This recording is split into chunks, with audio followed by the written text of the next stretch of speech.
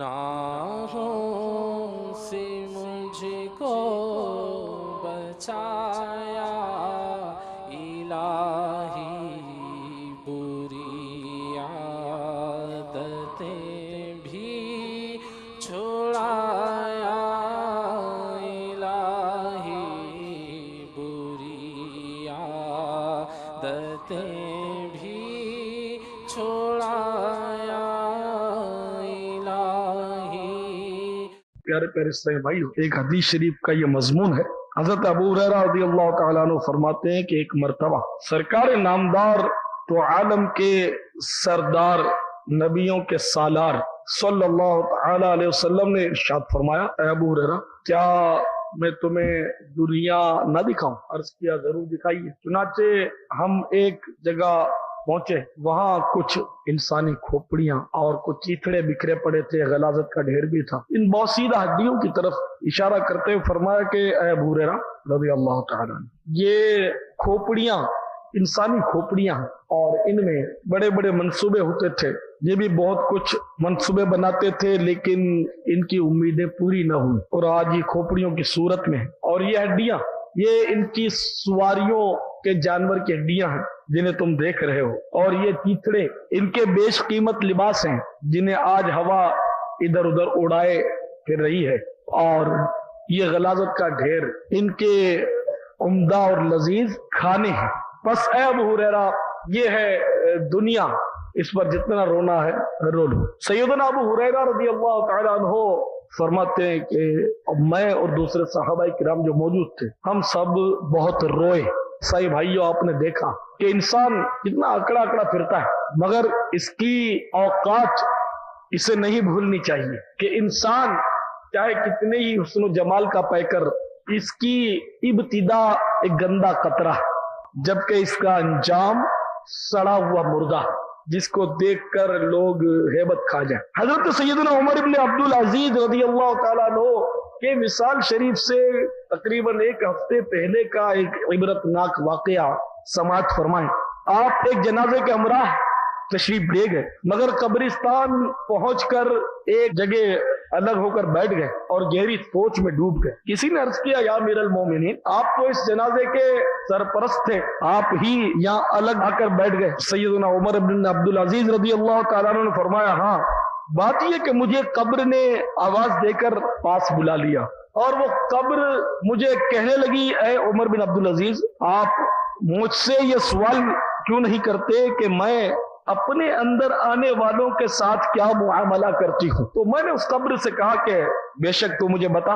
تو قبر سے آواز آنے لگی، یا امیر المومنین، جو کوئی میرے اندر آتا ہے میں اس کے کفن پھاڑ ڈالتی ہوں، اس کے نرم و نازک جسم کے ٹکڑے ٹکڑے کر ڈالتی ہوں، اس کا سارا خون پی لیتی ہوں، اس کا گوشت بھی کھا جاتی ہوں، اور یہ بھی کہتی چلوں کہ میں اپنے اندر آنے والے انسان کے جوڑوں کے ساتھ کیا سلوک کرتی ہوں۔ میں اس کے کندھوں کو بازوؤں سے جدا کر دیتی ہوں، بازوؤں کو اس کی ہتھیلیوں سے جدا کر دیتی ہوں، اور اس کی رانوں کو اس کے جسم سے الگ کر ڈالتی ہوں، اور اس کی رانوں کو گھٹنوں سے، اور گھٹنوں کو پنڈلیوں سے، اور پنڈلیوں کو اس کے قدموں سے الگ الگ کر دیتی ہوں۔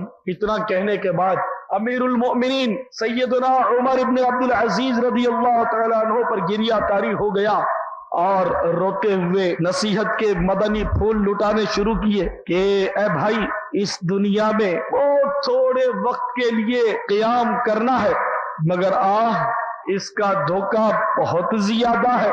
اس دنیا میں جو عزت والا ہے وہ آخرت میں ذلیل و خوار ہے، اس دنیا میں جو مالدار ہے وہ آخرت میں نادار ہے، اس دنیا کا جوان عنقریب بڈھا ہو جائے گا، اس دنیا کا زندہ جلد ہی موت کے گھاٹ اتر جائے گا، اس دنیا کا تمہاری طرف مائل ہونا کہیں تمہیں دھوکے میں مبتلا نہ کر دے۔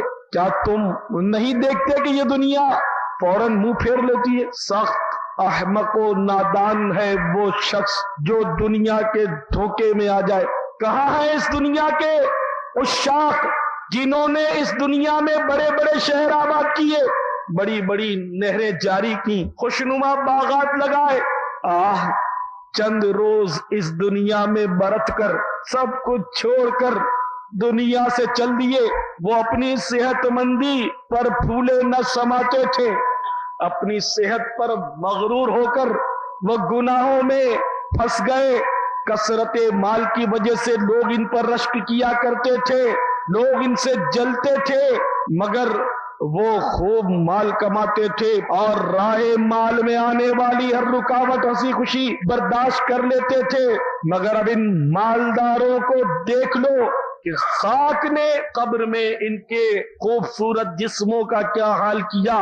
کیڑوں نے ان کی ہڈیاں چاٹ لی. یہ لوگ دنیا میں نرم نرم گداز اونچے اونچے گدیلوں پر آرام کیا کرتے تھے.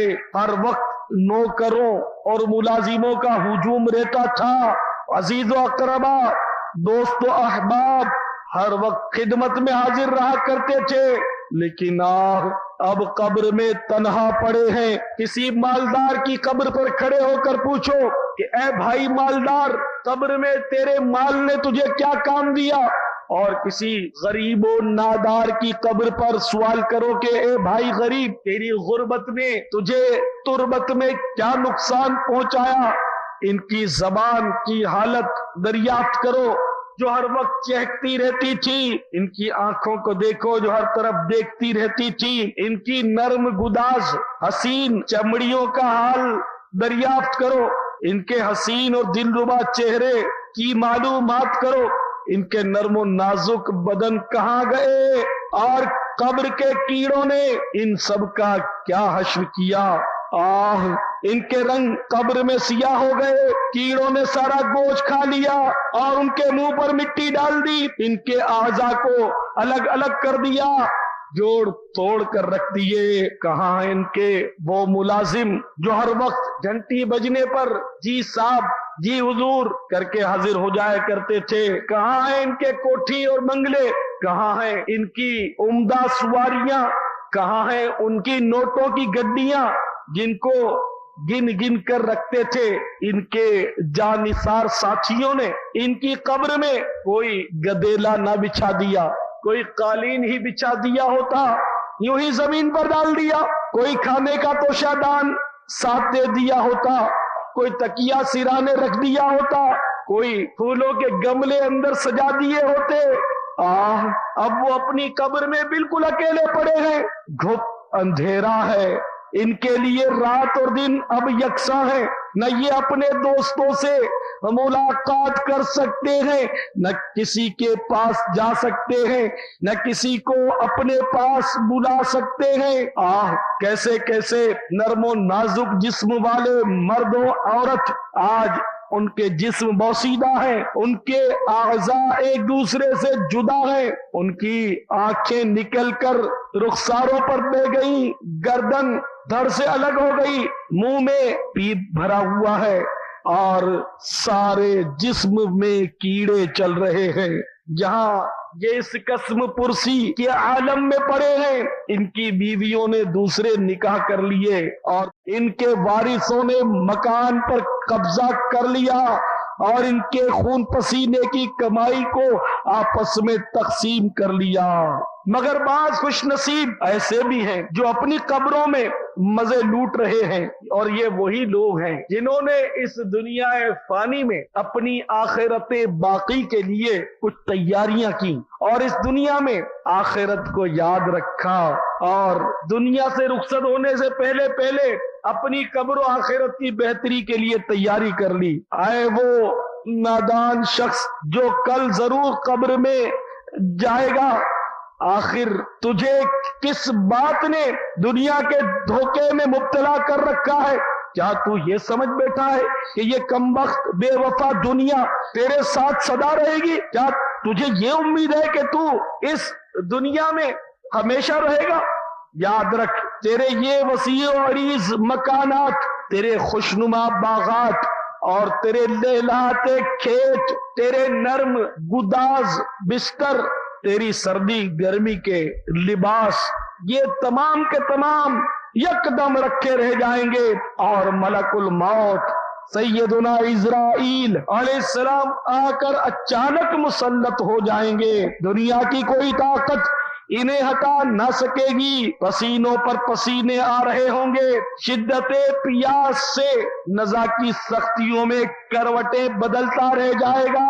100,000 افسوس اس شخص پر جو آج مرتے وقت کبھی اپنے والد کی آنکھ بند کر رہا ہے، کبھی بھائی کی آنکھ بند کر رہا ہے، کبھی اپنے بیٹے کی آنکھ بند کر رہا ہے، ان میں سے کسی کو غسل دے رہا ہے، کسی کو کفن پہنا رہا ہے، کسی کے جنازے کو کندھا دے رہا ہے، کسی کو قبر میں اتار رہا ہے۔ اے نادان، کل تیرے ساتھ بھی یہ سب کچھ پیش آنا ہے۔ انسان ایسی چیز سے خوش ہوتا ہے جو عنقریب فنا ہونے والی ہے اور لمبی لمبی آرزوؤں اور دنیا کی امیدوں میں مشغول رہتا ہے۔ ارے نادان، خواب کی لذتوں سے دھوکہ نہیں کھایا کرتے۔ تیرا سارا دن غفلت میں گزر رہا ہے اور تیری رات سونے میں بسر ہوتی ہے، حالانکہ موت تیرے اوپر سوار ہے۔ آج تو وہ کام کر رہا ہے کہ کل ان پر تجھے رنج اٹھانا پڑے گا، اور تو جس طرح زندگی گزار رہا ہے اس طرح تو چوپائے اور جانور زندگی بسر کیا کرتے ہیں۔ تو اے میرے اسلامی بھائیوں، اللہ تبارک و تعالی آپ سب پر اپنا فضل و کرم فرمائے۔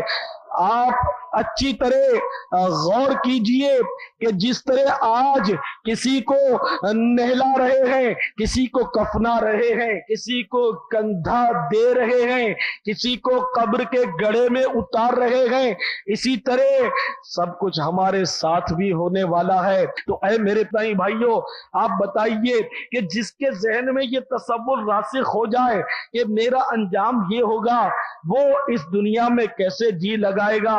حقیقت یہ ہے، یہ دنیا فانی ہے محبوب تجھ کو، کوئی کیا چیز مرغوب تجھ کو، نہیں عقل اتنی بھی نادان تجھ کو، سمجھ لینا اب چاہیے خوب تجھ کو، جگہ جی لگانے کی دنیا نہیں ہے، یہ عبرت کی جا ہے تماشا نہیں ہے۔ گناہوں سے مجھ کو بچایا الہی، بری عادتیں بھی چھڑایا الہی، بری عادتیں